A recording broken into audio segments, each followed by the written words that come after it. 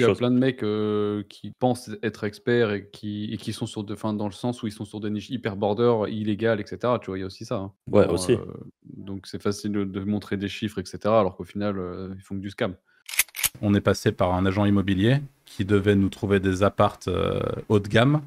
On avait une petite vingtaine d'années et donc les proprios, ils nous regardaient avec des grands yeux en mode c'est quoi ce délire? Et en fait, l'agent immobilier leur répondait à chaque fois la même chose. Il leur disait don't worry, they are internet wizards. Souvent, tu as une forme un peu. Enfin, moi, j'ai toujours trouvé ça assez ironique quand ça vient parler, par exemple, de vendeurs de rêves, alors que beaucoup sont des prestataires SEO qui, par exemple, vendent du lien sur des sites éclatés Oui, où ils tout sont est autant scam, trafiqué. mais clairement, c'est Ouais, ça, voilà, ils c'est sont ça. autant scammy qu'à vendre des liens à 300 €, à ranker sur des requêtes éclatées au sol,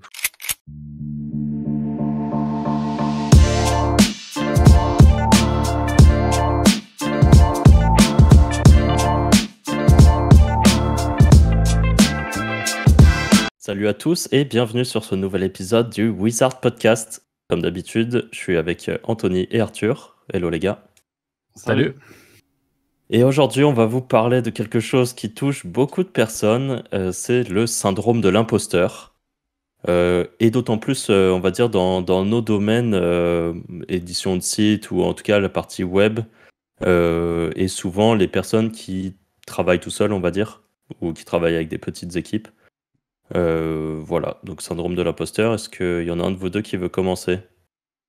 Est-ce qu'il y en a un de vous qui a vraiment le syndrome de l'imposteur? moi je l'ai, Moi je j'en pense. connais un. Ouais, voilà. On l'a tous en vrai, hein. Mais vas-y Anto, explique-nous. Explique-nous. Bah, je pense que je l'ai. Ouais, on peut résumer comme ça. Non, par contre, non, qu'est-ce que je dirais? Je pense que la problématique dans ce qu'on fait, je pense qui est assez qui est complexe, c'est qu'on travaille tous de manière différente, donc c'est difficile d'être, expert, tu vois ce que je veux dire? C'est parce que je peux Ouais. être expert dans la façon dont je travaille, mais pour Franck, je peux être éclaté, tu vois? Enfin, vu qu'on travaille tous de manière différente, c'est compliqué de se dire: «Ouais, au final, on maîtrise le truc». C'est ça Ouais. que peut-être pour ça que je l'ai, je pense. Je sais pas si j'ai été clair, mais En fait, c'est parce qu'il y a peu de choses. En fait, il n'y a pas une structure de base sur laquelle se rattacher, je Mm. pense. ouais, c'est pas comme tu sais conduire, tu vois? Ouais. Il y a tellement de chemins possibles, de façons de travailler différentes que est-ce que quelqu'un est plus légitime que l'autre? Je sais pas, tu vois? On va prendre un autre exemple que la conduite pour imager ce que tu es en train de dire, parce que c'est intéressant. Par exemple, un bon chirurgien. Un Ouais. très bon chirurgien, il est bon et c'est tout en fait. Il n'est pas bon parce Voilà. que, alors qu'un bon SEO, bah, c'est plus compliqué en effet Ouais, tu peux très tu vois, bien avoir un c'est mec plus qui a eu de la facile. chance ou enfin, il y a pas vraiment de chance, mais on connaît des mecs, bon voilà, on va pas citer son nom, mais qui est sur des grosses niches depuis des années, où personne ne sait pourquoi il est là et c'est pas pour autant que ça fait un bon SEO, tu vois? Ouais. Et ce qui serait plus légitime par rapport à nous, je sais pas, tu vois? Ouais. Mais c'est Donc c'est vrai pour que ça que c'est intéressant. Il y a vraiment ce côté, en effet, dans le business web, mais particulièrement dans le SEO, qui rend le truc, d'ailleurs, dans la communauté, parfois un peu malsain parce que certains pètent un peu plus haut que leur cul. Certains, parallèlement et paradoxalement, ce qui est très intéressant, c'est que certains étaient très très bons il y a quelques années, mais en ouais, fait, il les y a règles ça du aussi. jeu ont changé et en fait sont devenus éclatés aujourd'hui. Et il y a beaucoup ce genre de trucs-là. Et tout comme il y a des petits jeunes qui arrivent et qui n'ont pas nécessairement le prestige, la reconnaissance de leur père et donc de la communauté au sens large, et qui pour le coup, sont juste excellents. Et plus loin que ça, d'ailleurs, ne vont pas nécessairement rechercher cette reconnaissance et préfèrent rester en sous-marin pour la simple et bonne raison que ça n'a absolument aucun intérêt pour eux de montrer qu'ils sont forts et de mesurer la taille de leur chibre versus le mec d'en face qui, lui, vend de la prestation, qui, lui, fait du client et tout, parce qu'il y a beaucoup ça aussi. Et ce qui rend, alors je ne connais pas nécessairement les autres communautés, mais on a quand même une communauté francophone qui peut tendre à être assez facilement toxique de ce côté-là. Et je connais des très très bons éditeurs de sites. Je dis je, mais on connaît des très très bons éditeurs de sites qui pourraient apporter une valeur de zinzin, mais qu'ils ne font pas parce que, 1, zéro intérêt, 2, les peu de fois où ils l'ont fait, ils se sont fait chier dessus par une communauté éclatée de mecs qui sont persuadés que c'est les patrons absolus, alors qu'au final, pas tant que ça ou plus tant que ça. Donc Ouais, c'est un par peu... exemple, j'ai vu passer il y a pas longtemps sur Twitter le test de Paul, je connais plus son nom de famille là, tu vois? Bonjour. Le petit jeune. Paul Ouais. Vengeon. Du test quand il a dit qu'il fallait cliquer sur agence SEO là. Ouais, Et que au ça a final, il est bien arrivé marché en plus. troisième. Voilà. Tout le monde dit oh ça marche plus machin. Bah en fait, est-ce que c'est ça? Je sais pas, mais en tout cas, le résultat il est là quoi. Ouais, clairement. Je Et pense aussi que nous, un peu dans nos domaines, on a deux. En fait, en critères, pour reprendre, tu vois, tu disais un bon chirurgien ou je sais pas, un bon boulanger, bah tu vas manger sa baguette, elle est bonne, elle est croustillante et tout. Tu vas chez un boulanger éclaté, la baguette elle est dégueu. T'as des vrais points de repère et nous, les points de repère, en plus de ça, sont pas toujours parlants parce que en premier point de repère, ça pourrait être combien d'argent tu gagnes. Mais en fait, il y a des gens qui gagnent beaucoup d'argent en étant moyen en SEO, par exemple. Et là, on parle de SEO, mais ou moyen en media buy, ou moyen globalement, mais qui sont juste des charbonneurs, qui vont travailler beaucoup, qui vont mettre des budgets, des trucs comme ça, et qui vont gagner beaucoup d'argent. Et à l'inverse, tu as des SEO, par exemple, extrêmement forts, mais qui, par exemple, n'ont pas pour vocation de gagner beaucoup d'argent, qui s'en foutent, qui aiment faire de la R&D ou des trucs comme ça, et qui, du coup, sont très très bons, mais qui n'ont pas de preuves qui sont bons, et sur lesquels peut-être les gens vont aller cracher en mode ah, mais il est peut-être bon, mais il gagne pas d'argent. Mais en fait, ça veut pas forcément tout dire. Et vu qu'on n'a pas vraiment un espèce de point de repère, le vrai point de repère, par exemple, dans le SEO, ça serait les rankings, je pense. En media buy, ça peut même pas être par exemple les ROI, parce que ROI ça veut rien dire. Est-ce que c'est mieux de faire un ROI de 10 avec 50 balles de budget ou un ROI de 1,5 mais avec 1 million de budget? En fait, Ouais, c'est tout ça, est en fait. tellement éparpillé et comme tu disais Anto, c'est parce qu'aussi tellement de façons de faire, tout est mélangé et tout, que c'est dur d'avoir Puis vraiment quelque il y a chose. plein de mecs qui se pensent être experts et qui sont enfin, dans le sens où ils sont sur des niches hyper border, illégales, etc. Tu vois, il y a aussi ça. Hein. Ouais, Dans, aussi. donc c'est facile de montrer des chiffres, etc. Alors qu'au final, ils font que du scam. Il y a- Ouais. Ouais, c'est intéressant ce que tu viens de dire, Franck, parce que c'est vrai que c'est complètement vrai. Cette histoire de finalement, c'est assez décorrélé des résultats. Certains se pensent excellents parce qu'ils ont du chiffre.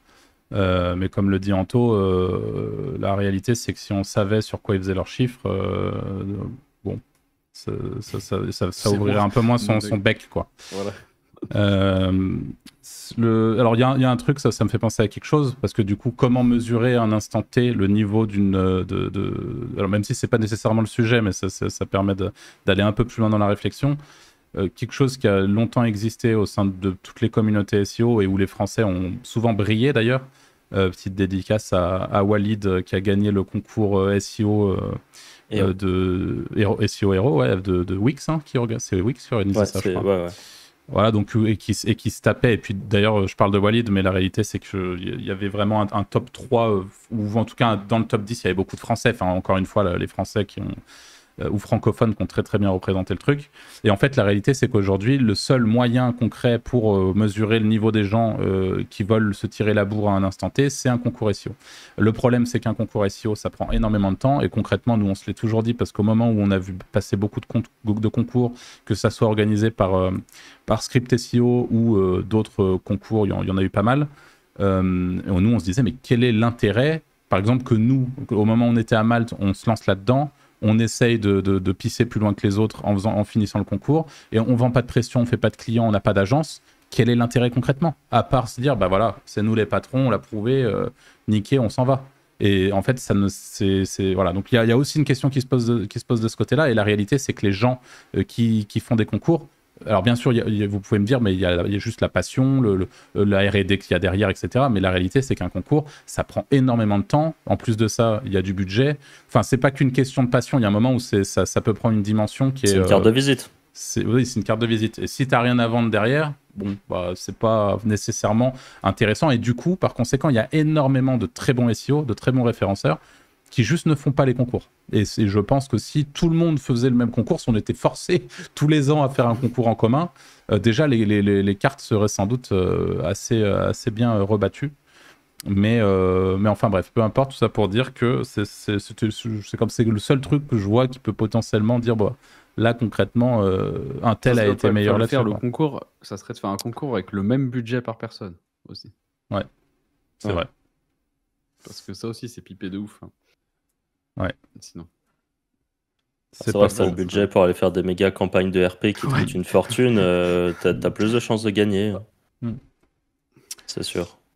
Et ça me fait penser, je voulais aussi revenir sur un truc que tu as dit, tu as parlé de Paul, donc Paul Vonjon, qui a une chaîne très chouette où il partage plein de trucs sur le SEO, et qui dans son branding, et Paul je sais qu'il nous écoute, donc salut à toi, mais dans son branding peut paraître un petit peu agressif de temps en temps. Alors je m'explique sur le côté agressif, c'est dans sa manière de communiquer, il va se placer comme un compétiteur, vous irez voir ce qu'il propose sur Twitter, mais il y a ce côté un petit peu agressif, mais parallèlement à ça, Paul propose énormément de valeur dans ses contenus.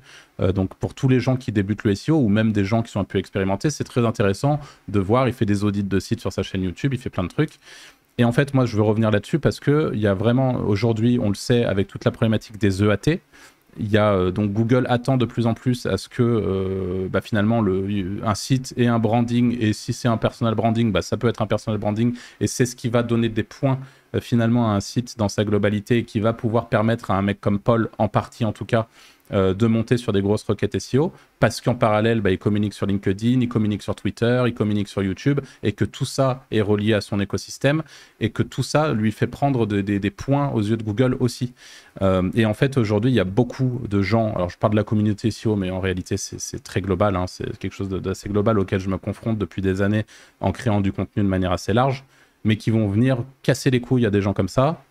Et des fois, c'est justifié parce que ça a été agressif, ou juste donner un avis constructif sur le truc. Mais souvent, c'est des avis un peu de boomers, de gens qui viennent de l'extérieur et qui disent « Ah bah oui, mais il est comme ça, et que ça gêne de voir quelqu'un faire du branding, que ça soit Paul, mais on prend l'exemple de Paul, mais ça peut être plein de gens, sur des thématiques liées au business, qui associent ça très très vite aux vendeurs de rêves.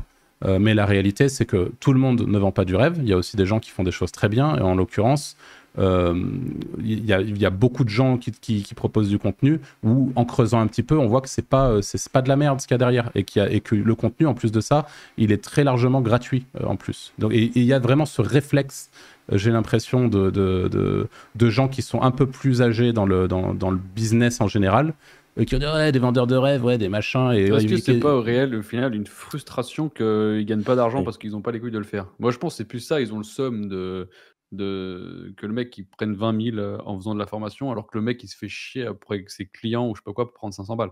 C'est peut-être même sans parler de l'argent, je pense que c'est juste qu'il y en a qui arrivent à faire des trucs avec des façons différentes que ce qu'ils connaissent, par exemple. Ouais, je pense que c'est un truc comme ça, parce que c'est quand même bizarre. Souvent, tu as une forme un peu... Enfin, moi, j'ai toujours trouvé ça assez ironique quand ça vient parler, par exemple, de vendeurs de rêves, alors que beaucoup sont des prestataires SEO qui, par exemple, vendent du lien sur des sites éclatés où tout est trafiqué. Mais clairement, ouais, voilà, c'est ça. À vendre des liens à 300 € à ranker sur des requêtes éclatées au sol. C'est ça. Le trafic, le trafic est fake, c'est que du fake mot-clé. Le TF, TFCF, c'est que du fake. Les RD sont faux aussi. En fait, il y a quand même un peu un truc. C'est plus éthique. Et c'est plus éthique sur le papier, alors que derrière, tu as des petites boîtes qui se font enculer sans pression, quoi. En passant par 3 intermédiaires qui tout le monde prend ça comme dessus, en plus. Moi, je pense honnêtement que c'est parce que, pour en revenir sur les gens qui tapent un peu sur les doigts de ceux qui font du branding de manière plus ou moins agressive, je pense vraiment que c'est fait de manière un peu naïve, quoi. Et qu'en fait, c'est juste des vieux de la vieille, parce qu'il y a de ça 10 ans.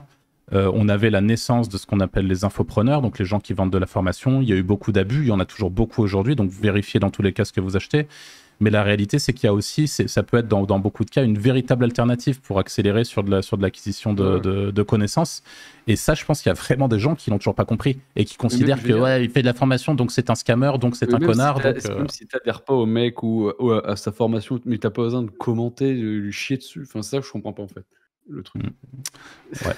Enfin bref, c'est pas réellement le sujet, mais je trouvais c'est important de revenir quand même sur cette histoire de branding, parce qu'avec le branding vient quand même le sujet parce que ça, je sais que c'est quelque chose qui freine beaucoup de gens qui ont plein de valeurs potentiellement à apporter Ouais, clairement. dans différents domaines, dans différents secteurs. Et on peut même sortir complètement du SEO, de l'édition de site. Mais le syndrome de l'imposteur, c'est quelque chose qui est vraiment global. Alors ça ne touche pas uniquement les gens qui font de l'infoproduit. Moi, je l'ai lié au branding parce que même au sein des Wizards, hein, on s'est forcément confronté à cette histoire de branding tous les trois en se disant, bon bah les gars, on va montrer notre gueule. Anto, toi, t'avais jamais nécessairement montré ta gueule sur Internet. Bah oui, j'y ai pensé plusieurs fois, d'ailleurs, avant de faire les Wizards, ou même avant, ou même maintenant. Parfois, je me dis, ouais, je peux faire des challenges 0 à 5000 € en X jours parce que ça peut plaire et tout. Mais au final, je me dis, ok, je vais me faire chier à le faire pour me faire chier dessus, quoi, tu vois. Ouais. Au Et final, c'est le cas, c'est la vérité. La réalité, ouais. c'est que tu te fais chier dessus. Et la triste réalité d'Internet aussi, c'est qu'il y a beaucoup de gens, la majorité silencieuse, qui vont vraiment apprécier ce que tu fais, qui vont parfois te le rendre, te le dire, tu vois, t'écrire un commentaire, mettre un petit like sur la vidéo ou je sais pas quoi. Mais les plus visibles et ceux qui font le plus mal, c'est ceux qui parlent, et c'est les casse-couilles, quoi, ou les gens qui vont à l'encontre de ce que tu proposes. Alors bien sûr, liberté d'expression, tout le monde a le droit de penser, de dire ce qu'il a envie, mais n'empêche que moi, c'est quelque chose que j'ai beaucoup connu, même quand je créais du contenu dans le jeu vidéo, c'est que si t'as 3 casse-couilles, alors que t'as 300 commentaires de mecs qui te posent des questions, ou alors de mecs qui juste vont apprécier ton contenu, et ben ce que tu retiens, c'est vraiment les 3 casse-couilles qui eux viennent Ouais, t'emmerder en te disant gna gna gna, et ça, je c'est trouve ça ouf. Le mec, te rend compte, il vient tous les jours sur ton live pour t'insulter. Les ah, mecs, ils moi sont j'ai déphasés, quoi. des mecs qui me harcelaient pendant des mois en boucle. J'ai toujours pas compris pourquoi aujourd'hui, hein, ça fait 5 ans. Hein. Et qui Donc, continue avec d'autres gens à partir du moment où t'as arrêté d'ailleurs. ouais. Non, enfin Ouais, bref, peu importe, mais voilà, c'est Internet, donc il y a ce côté-là, et le syndrome de l'imposteur du coup, fait que on a vraiment ce truc de est-ce que je suis légitime pour parler? Est-ce que je suis ouais, légitime clairement. pour prendre du temps des gens chaque semaine dans le cadre d'un podcast, dans le cadre d'une vidéo, dans le cadre de plein de trucs? Et en fait, en permanence, il y a ce côté-là. Alors après, on peut être plus ou moins à l'aise avec le fait de se montrer, de parler en public, de machin, surtout que le public, il n'est pas directement en face de nous, mais la réalité, c'est que sur nos podcasts, il y a plus de 1000 personnes qui les écoutent à terme sur les différentes plateformes. Donc à chaque fois, c'est un peu comme si on communiquait à 1000 personnes, même si tout le monde ne reste pas jusqu'au bout du podcast, etc. Mais il y a quand même du monde derrière. Donc ce syndrome de l'imposteur, c'est vraiment un truc récurrent. Et moi, pour parler de mon expérience, pour le coup, sur la partie infoprenariat, moi qui ai 10 ans d'expérience en édition de site, ça fait on a tous commencé en 2013 et tout, donc il y a du bagage, il y a de l'expérience, je sais qu'il y a de la vraie valeur dans ce que je propose. Et ben il y a quand même eu ce truc, tu vois, alors que je connais l'infoprenariat, c'est quelque chose que je vois de loin depuis longtemps, il y a quand même eu ce truc avant la formation où j'étais en mode est-ce que je suis légitime, quoi? Et je pense que c'est impossible de ne pas avoir ce truc-là et de ne pas se poser cette question de légitimité, de ne pas avoir cette question du syndrome de l'imposteur. Je sais que tout le monde passe par là, ne serait-ce qu'un petit peu, à différents degrés, bien sûr.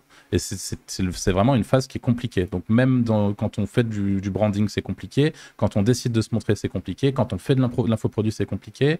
Et puis... Là, par exemple, il n'y a pas longtemps, là, j'ai signé pour un audit, chose que j'ai jamais fait. Là aussi, je suis quand même conscient d'avoir de l'expérience, donc j'ai quand même checké le site avant pour voir si j'avais une valeur ajoutée à le checker plus en profondeur.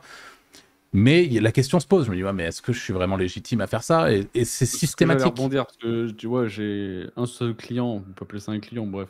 Et quand je l'avais pris ou que je m'en occupe là, à chaque fois je me dis: «Est-ce que je suis légitime à le faire alors que j'ai jamais fait un client?» tu vois? Ouais. Et c'est ouf.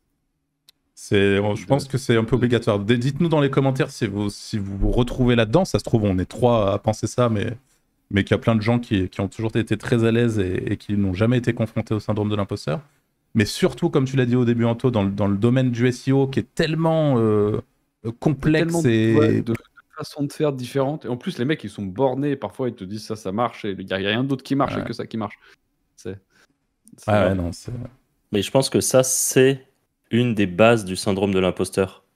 Parce qu'en fait, la plupart des gens, par exemple, vont aller faire des études dans un domaine et à la fin auront un diplôme dans ce domaine-là et vont pratiquer ce métier-là. Enfin, c'est quand même le schéma assez classique. Vu que tu as été validé par des profs que tu as été validé avec un diplôme, tu te dis, bah c'est bon, je sais ce que je fais. Et ça se trouve, tu peux être bon. Tu prends le cas des kinés, par exemple. Tu as des kinés qui ont le même diplôme depuis 20 ans, mais qui n'ont jamais continué à se former. Donc, qui appliquent des trucs à l'ancienne et tout. Pour moi, c'est pas un bon kiné, par exemple. Alors que quelqu'un qui continue à se former et tout ça, lui, c'est un bon kiné. Pour autant, celui qui n'a pas changé ses méthodes de travail depuis 20 ans, à aucun moment, il va se lever le matin et se dire bah, peut-être que je suis un kiné éclaté, en fait. Parce que il a son petit diplôme qui est accroché dans son cabinet, il a ses clients qui arrivent. Bon, bah voilà. En fait, nous, vu qu'on a appris que des trucs sans vraiment passer par le format études qui valide ce que tu fais, bah, t'as pas vraiment de reconnaissance d'une autorité supérieure, on va dire, ou de quelqu'un qui dit bah c'est bon, t'es fort. Enfin, tiens, voilà ton diplôme d'éditeur de site. C'est validé, tu sais ce que tu fais. Et je pense que le fait qu'il n'y ait pas vraiment de diplôme dans ces domaines-là, qui mélange trop d'infos, en fait, trop de choses, fait que tu dois pas. En fait, ça peut créer un peu un syndrome de l'imposteur. Il n'y en aura jamais en réalité des diplômes pour rebondir là-dessus. C'est pas possible de faire un diplôme de SEO qui soit. Parce que la réalité, c'est que les méthodes qu'on appliquait il y a 5 ans ne sont pas les mêmes qu'aujourd'hui. Les problématiques. Enfin, il y en a qui restent assez similaires, mais. Si tu allais faire une école de SEO, qu'on t'a appris un truc et que tu as un diplôme et qu'après tu vas bosser dans une agence, je pense que tu te poses pas la question de est-ce que je suis légitime ou pas. Le nombre de gens, par exemple, qui sont. Mais c'est ça, tu te la poses pas. Le nombre de gens que moi j'ai les connus. médias buyers qui ont appris ça à l'école, appuyer sur exactement. boutons, les presse-boutons, tu vois, et ils mettent le budget, ils appuient sur Start et Inch'Allah ça marche. C'est ça, j'allais en parler. Et ils sont médias buyers, les mecs. Bah c'est ça. Moi j'en ai connu qui ont fait quelques cours de SEA, qui se retrouvent après soit chez l'annonceur. Bah ouais. Ils se retrouvent en agence, ils claquent quelques petits mots-clés en mode ah bah les gens ils doivent taper ça. Voilà. Fin du game. Aucune stratégie poussée. Alors que toi, Anto, par exemple, t'as quand même bien poncé le sujet et t'as dû aller chercher des trucs genre méga poussés. Bah déjà, quand tu joues avec ton argent, c'est différent déjà. Il y a ça aussi. En plus. Tu peux pas te permettre de faire Start et hop, c'est bon. Ouais. Mais vraiment, ouais, je pense que ça, c'est une des grosses problématiques. Et c'est ce qui fait que, enfin, de toute façon, on en connaît assez des gens qui font à peu près pareil que ce qu'on fait. Et honnêtement, quasi tout le monde a un vrai manque de. Enfin, a l'impression de pas être légitime. Et par exemple, aurait du mal à aller faire de la prestation. Je pense que ça, c'est un des vrais trucs. Moi, par exemple, j'ai refusé plein de clients. Parce que alors déjà, faire du client, je pense que ça m'emmerde. Mais hors ça, c'est parfois, je me dis, ouais, mais imagine, le type, il a, je sais pas, un site qui est différent de ce que j'ai l'habitude de faire. Est-ce que je saurais vraiment l'optimiser? La réponse est sans doute que oui. Mais en plus, à chaque fois, dans les prestages, tu peux te dire, est-ce que tu vas pas être contre-productif à enculer le site du mec, tu vois? Oui, en plus. Ça, c'est typiquement une manière de réfléchir d'éditeur, parce que nous, sur nos propres sites, on s'en fout, les risques, on les prend en permanence. Je veux dire, et puis on est surtout rémunéré au. Enfin, c'est de la méritocratie. Enfin, je sais pas si on peut. C'est de la méritocratie. Ouais, voilà, on est rémunéré à la performance. Donc en fait, contrairement à de l'agence qui, la majorité du temps, bah, t'es rémunéré pour un truc, tu le fais, boum, tu passes, et puis bah ça marche pas. Bon, bah oui, Google a changé ses trucs. Enfin, j'imagine que ça doit, ça doit un peu fonctionner. Bah, tu changes le graphique en fait. À chaque fois que tu dois faire un rapport à ton client, si à un moment il a pour pris. que SEMrush il a fait la mise à jour de la base de données. Déjà, t'as ça. C'est un bon top là. Regardez comme on est fort. T'as soit ça, soit tu vas dire oui, non, mais là c'est parce que la période elle est pas bonne, mais par contre on a gagné 4 positions, on est passé de 60e à 56e sur tel mot-clé. Franchement, c'est fort et tout.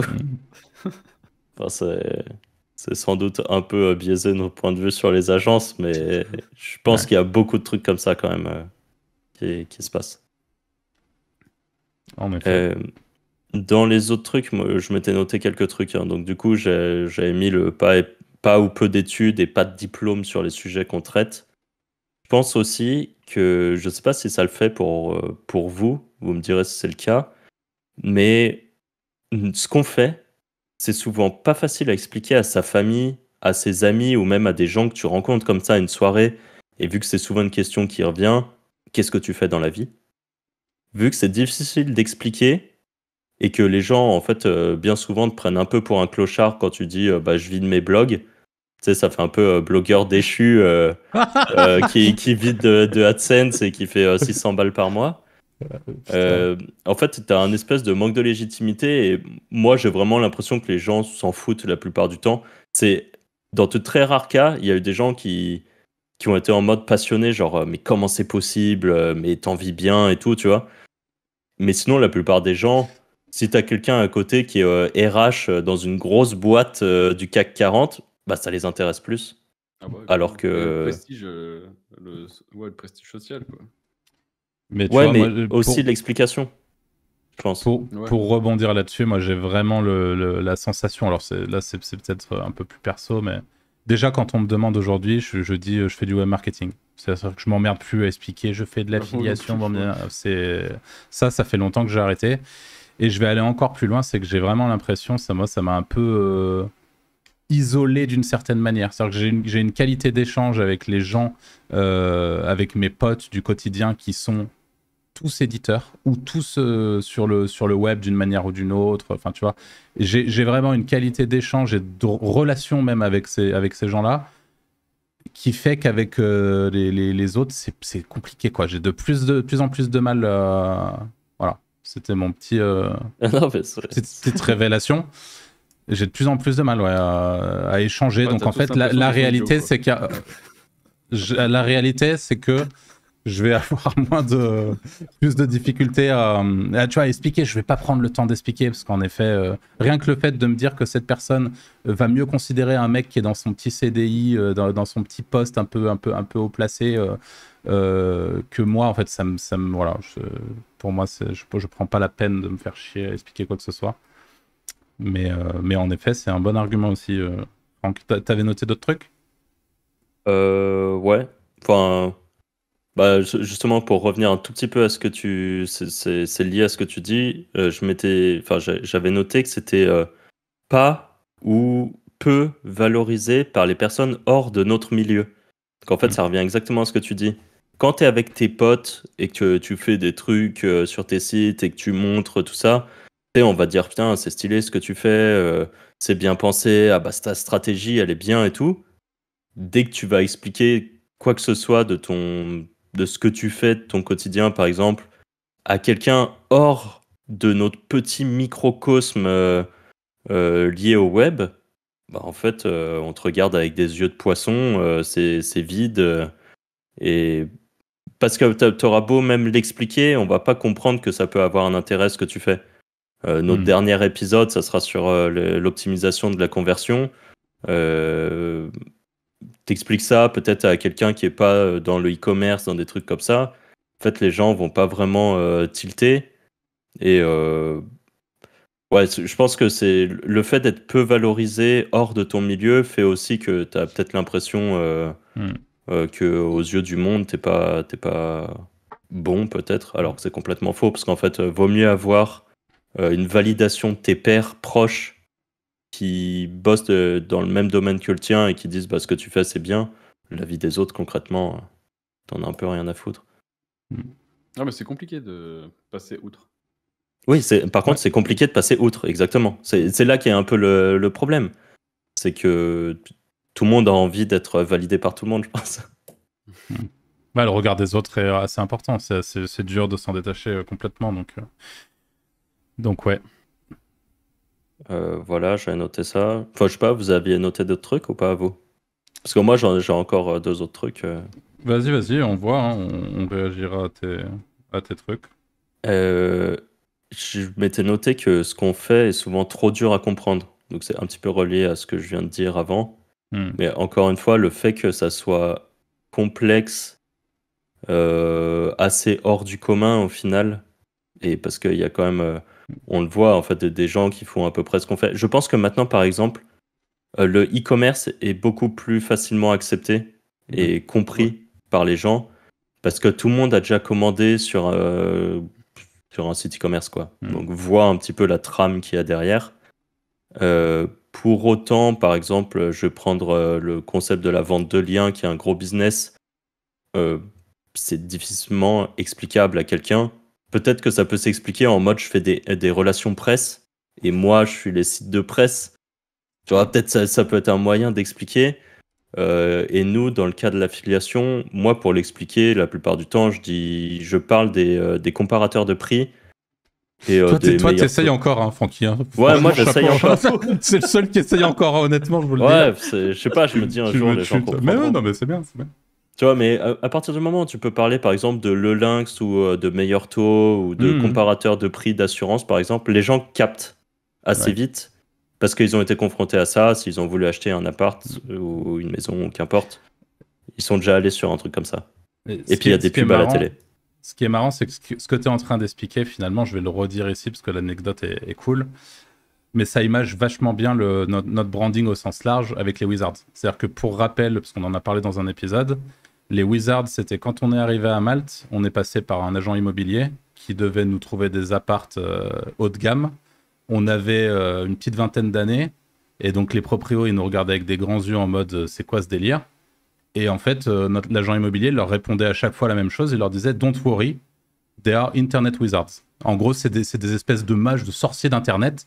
Et en fait, ça image vraiment bien ce que tu es en train de raconter. C'est-à-dire que les gens ne comprennent rien. Mais il y a quand même ce côté un peu prestigieux à partir du moment où tu gagnes de l'oseille. Parce qu'ils se disent ouais, t'inquiète, ils sont blindés, c'est des mages d'Internet. Donc, ok.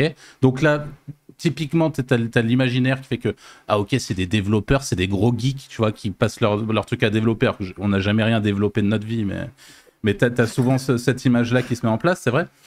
Et donc, paradoxalement, toi, si on regarde le truc, bah, t'as les mages, et puis après, t'as les moldus. Tu vois, dans Harry Potter, c'est les gens qui sont complètement extérieurs à ça. Et il n'y a pas de mal, hein, mais c'est juste que du coup, il y a vraiment un espèce de truc avec deux camps où si justement de l'extérieur, t'as pas vraiment envie de t'intéresser, et souvent c'est complexe à capter, et ben voilà, tu captes pas, et c'est pas grave, enfin, ça change pas leur vie, mais c'est sûr qu'il y a ce côté où bah, nous, ça peut être des fois un peu frustrant. Et pour en revenir au sujet, ça peut aussi avoir ce côté où ça génère du syndrome de l'imposteur. Parce que si on est, pour les gens qui sont pas forcément très confiants, et même quand on est confiant, c'est difficile de se dire qu'on est performant sur un truc si en gros personne nous le dit. Et on est parfois validé par nos pairs, par nos amis, par nos connaissances, par les gens qui travaillent sur les mêmes domaines, par nos résultats aussi. Mais c'est un peu plus délicat, je pense, dans notre secteur d'activité que dans d'autres. En fait, surtout par rapport à ça, je pense que on aime tout ce qu'on fait, genre profondément, et on aurait envie que tout le monde le fasse. Moi, c'est un peu le truc à chaque fois que je rencontre des gens et tout et que je leur explique, ça me tilte qu'ils aient pas envie, par exemple, d'en savoir plus, de se dire putain, mais c'est de la bombe de faire ça. Parce que nous, on connaît nos trucs de vie. Moi, il y a des moments où on me dit, mais tu travailles beaucoup. Je fais, bah, je travaille, ouais, mais un peu quand je veux. Je suis très, très libre de faire ce que je veux quand je veux. Je gagne plutôt correctement ma vie par rapport au temps que je passe et tout. Et en fait, t'aurais envie que tout le monde se dise, ah, mais j'ai envie de faire ça aussi. Parce que t'as pas besoin de te mettre un réveil le matin, t'as personne qui t'attend, parce que t'as des contraintes et tout, mais parfois, quand t'entends les gens ensuite qui vont raconter leurs trucs, qui ont un manager qui les saoule, qui sont obligés, on leur impose 3 semaines de vacances pendant une période vraiment merdique, t'entends tous ces trucs-là, et toi, tu leur as expliqué avant que t'étais full liberté, et les gens tiltent pas. Et je sais pas, moi, ça me trigger à chaque fois. Je me dis, putain, mais je comprends pas. Enfin, on a une liberté de vie qui est trop bien. Pourquoi vous vous enfermez dans vos trucs? Mais ça, c'est un avis complètement biaisé. Évidemment que tout le monde n'a pas envie de bosser tout seul. Tout le monde n'a pas envie de pas avoir enfin, d'être trop libre et de pas avoir une espèce de ligne directrice, d'avoir des managers et tout. Il y a des gens, ils sont contents d'avoir des managers, par exemple. Moi, j'aime Il y en a pas. qui aiment bien ne pas réfléchir. Moi, j'ai des potes qui n'aiment ne Aussi. pas réfléchir. Ouais, voilà, c'est ça. Donc, c'est sûr que, enfin, moi et peut-être vous aussi, mais on est complètement biaisé sur ce genre de truc, évidemment. Et puis, heureusement que tout le monde se lance pas sur le web parce que ça ferait beaucoup de Chiant. concurrence. On mangerait plus. On mangerait plus. Donc, mais il y a toujours ce truc en même temps de se dire, mais là, ce que je te raconte, c'est trop intéressant. Essaye de suivre. Chapeau. Et... Non, enfin, tu rigolais tout à l'heure en disant que j'essaye toujours d'expliquer. J'essaye toujours d'expliquer, mais à moindre échelle. Et si je vois que la personne ne percute pas, moi, en 2 minutes, c'est plié. Je switch de sujet, je parle de Netflix comme tout le monde. Et puis voilà, ça règle le problème. Ouais. Et je m'étais noté un dernier point qui est que ce qu'on fait est souvent secret. Et ça, pareil, pour revenir au côté social. Ouais, y a ça aussi. Bah, en fait, à chaque fois que tu dis, oui, moi, par exemple, j'ai des comparateurs de prix et qu'on te dit, ah ouais, mais c'est quoi ton site? Ah bah, je peux pas vraiment te le dire parce que telle raison, enfin, je peux pas parce que pour des histoires de concurrence ou parce que peut-être que toi, tu vas pas faire un truc dessus, mais tu vas en parler à quelqu'un qui va monter un site et tout. Donc, je peux pas te dire ce que je fais. Bah, du coup, après, on te prend pas au sérieux. Ouais. Alors Oui, que quelqu'un qui a un e-commerce, il va pouvoir. Quelqu'un, tu prenais l'exemple des furets, le mec qui a les furets, je pense pas qu'il dise je vais pas te le dire parce que. C'est ça. J'ai peur que tu me soulèves demain. Tu vois. Ouais, c'est ça. Donc, quelqu'un qui a des gros e-commerce, il va pouvoir le dire. Quelqu'un qui a un business classique, en fait, va toujours dire ce qu'il fait. Va même être content d'un peu en mode branding. Regarde, nous, on a une boîte qui fait ce système d'immobilier qui est rare et tout. Bah, toi, tu es là avec tes sites et tu te dis, désolé, je peux pas te montrer, mais je te jure que ce que je fais, c'est bien. Mais, évidemment, ça... Mais c'est vrai, heureusement que tu en parles de ça, parce que j'ai complètement oublié, parce qu'en fait, on est habitué. Mais ce qui est marrant, c'est que même entre nous, en vrai, ça dépend. Dans des cercles vraiment très fermés, mais quand tu vas sur des events ou des trucs comme ça, il y a plein de trucs où même des fois les gens te demandent ah ouais, et dans quel domaine, dans quel truc, et on en a déjà parlé dans des podcasts, mais c'est très délicat quand tu es sur de la quand tu fais de la vente de liens, tu t'en fous. Ah, j'ai un site d'IMO, je vends des liens sur... On s'en fout. Tout le monde le fait, les thématiques sont connues. Quand tu es sur une très grosse thématique concurrentielle, en vrai, tu t'en fous un peu aussi. Enfin, ça va dépendre de qui, mais c'est pas dramatique. Par contre, quand tu es sur des trucs très nichés, jamais de la vie tu vas parler de quoi que ce soit. On connaît des mecs qui font pas mal de blé sur certaines thématiques très nichées, voilà, que les gens connaissent pas forcément, et leur entourage sont absolument pas au courant. Enfin, comme tu le dis, tout est très secret, donc c'est vraiment particulier. C'est un truc vraiment particulier. Et moi, ça faisait partie des trucs d'ailleurs qui m'avaient un peu usé sur la fin de Malte, où je me disais justement, ouais, ça commence à être chiant de pas pouvoir en parler. Tu vois, moi, j'ai besoin de... Alors, l'avantage, c'est que quand tu as 3 associés, bah, tu peux déjà en parler entre nous, c'est déjà chouette. Plus quelques personnes vraiment de confiance, c'est chouette. Mais globalement, voilà, tu peux pas nécessairement célébrer les choses de la bonne manière avec des gens, ou quand tu croises quelqu'un, justement, lui parler de ton truc un peu plus en détail. Il y a vraiment ce côté-là qui est gênant, quoi. Enfin, qui est gênant, qui peut l'être, et en tout cas qui est bien réel et très particulier à gérer dans certains cas. Bah bien. Ouais, le dernier point, c'est vrai que c'est le plus important au final. Enfin, c'est ce qui, je pense aussi, mais enfin, tu peux pas trop détecter les mythos et les bons, quoi. Vu qu'au final, on dit jamais rien. Ouais. C'est assez chaud. Bah, tu le sais dans un cercle très fermé, en fait. Tu le sais entre Oui, tes parce que de potes, toute façon, ça tourne, tes potes ça- proches, parce que tu dis ce que tu fais. Enfin, dans les cercles très proches, tout le monde sait à peu près qui fait quoi. Mais c'est vrai que dès que tu t'éloignes un tout petit peu de ton cercle très proche, Ouais, c'est fini déjà. c'est fini. Ouais. Du coup, difficile d'avoir des retours d'autres personnes qui qui pourraient être légitimisées, par exemple. Ouais, et Voilà. puis après, tu as le petit point, je sais pas si ça a vraiment un intérêt de parler de ça, mais c'est justement, on coupera si jamais ça on n'a pas, mais justement le fait il n'y a pas de concurrence d'ailleurs, mais il y a la partie éditeur, et il y a la partie vraiment agence, avec des problématiques qui sont très différentes. Il y a les gens qui font sans doute, qui ont énormément de compétences, qui ont énormément de skills en SEO par exemple, et qui ont ranké sur des très très très grosses thématiques en tant qu'éditeur. Et après, tu as des gens qui sont reconnus parce qu'ils ont travaillé pour une grosse marque, qu'ils ont été responsables du SEO d'une grosse marque, et qui, eux, vont pouvoir justement mettre en avant cette compétence-là, etc. Et encore une fois, la réalité, c'est que peut-être que le mec qui rank en pure édition et qui a un sous-marin total, il prend 25 fois le type qui a ranké la grande marque, quoi. sur du skill pur et dur en SEO. Donc en fait, là aussi, il y a vraiment ce truc où absence de reconnaissance en édition, parce que toutes les raisons qu'on a citées avant, donc syndrome de l'imposteur encore plus poussé, parce qu'on est sur un truc où il n'y a personne pour valider notre street cred, quoi. Ou alors vraiment les gens qui nous entourent, nos proches, les potes, les associés, les machins. Mais ça va difficilement plus loin. Voilà. Bon, eh ben, écoutez, merci d'avoir écouté cet épisode de podcast jusqu'à maintenant. On vous rappelle, comme d'habitude, de laisser le petit pouce bleu, le petit commentaire sur YouTube, les petites étoiles sur Spotify ou sur les autres plateformes de podcast sur lesquelles vous nous écoutez. On vous invite aussi à nous laisser votre email pour qu'on puisse ne pas vous spammer, ne vous inquiétez pas. Et on vous dit à la prochaine fois, la semaine prochaine, pour le prochain épisode. Salut! Ciao, ciao. Salut.